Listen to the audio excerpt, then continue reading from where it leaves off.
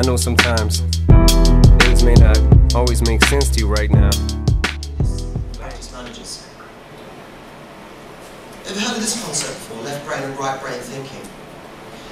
Left brain thinking tends to be the logical, ordered, we can work things out. If we do this, then this happens, then this happens. And it's very much the way that we're taught to think at school. Left brain thinking is around mathematics, logic, physics, chemistry, biology. All of these things are left brain thinking. Right brain thinking is much more in tune with the creative side of things. We've been able to work things out intuitively, with feelings, with gut reactions. Being able to relate to people and individuals is more right brain thinking. But as society, we're rewarded for thinking left brain. Even in a company, if we work in a company and we get things done, we get promoted. The people that get things done get promoted. So what tends to happen is society favours left brain thinking. Society tends not to favour right brain thinking because they're more the people that live in sort of toy town and fairyland and working things out and never actually get things done. So it's good to have a mix of the two. But what I want to do today is to challenge our left brain and to challenge it, to challenge the logic that we use, to challenge the logic that we're told this is the way things should be. One of the things we need to do is to live with uncertainty. And I've discovered this enormously throughout the past 4 years of studying. I can't possibly understand everything that is put at me. But if I can live with the uncertainty and say, actually, I don't quite understand that, but that's fine, I'll move on. Then later on, further down the line, I think, oh yeah, no, actually I do, because now I've got a bit more information. So what I'm talking about, if you think, what is he going on about? Just give it a bit of time. Just live with that uncertainty and just give it a bit of time and things will become clearer.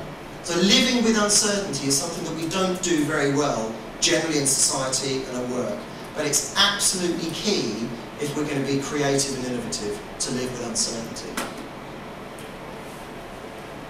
And I want you, as I said, to challenge the paradigm. Dental technicians have a very strong paradigm. We live in our own little world. If you put a group of dental technicians together in a room and say, talk about anything, probably 2 minutes they'll be moaning about dentists. That always happens. That is the paradigm of the dental technician. That's what we always do. What I want us to do is to challenge that paradigm, is to challenge the way we think. And as part of that, I'm going to read something to you. I'm going to read something from a book. This book is called Uh-Oh by Robert Fulghum. And it's not related to the Teletubbies, but this is a philosopher. And he did some research with people at college and with people, it's an American book, and they call them at kindergarten. And he's looking at the comparison between adults at college and higher education and universities and children. And he's talking specifically about creativity and how creative can we be. And he says, ask a kindergarten class, how many of you can draw? And all hands shoot up. Yes, of course we can draw, all of us. What can you draw? Anything. How about a dog eating a fire truck in a jungle? Sure, how big do you want it? How many of you can sing? All hands. Of course we sing. What can you sing? Anything. What if you don't know the words? No problem, we'll make them up. Let's sing now, why not? How many of you dance? Unanimous again. What kind of music do you like to dance to? Any kind, let's dance. Now? Sure, why not?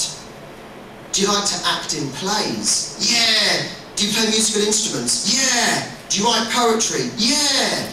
Can you read, write and count? Yeah. We're learning that stuff now. Their answer is yes. Over and over again, yes. The children are confident in spirit, infinite in resources and eager to learn. Everything is still possible. Try those same questions on a college audience. A small percentage of the audience will raise their hands when asked if they can draw, or dance, or sing, or paint, or act, or play an instrument. Not infrequently, those who do raise their hands will want to qualify their response with limitations. I only play piano, I only draw horses, I only dance to rock and roll, I only sing in the shower. When asked why the limitations, college students answer that they do not have talent, are not majoring in that subject, or have not done any of these things since about 3rd grade or worse. that they're embarrassed for others to see them sing or dance or act? Can you imagine the response to the same questions asked of an older audience? The answer, no, none of the above. What went wrong between kindergarten and college? What happened to yes, of course I can.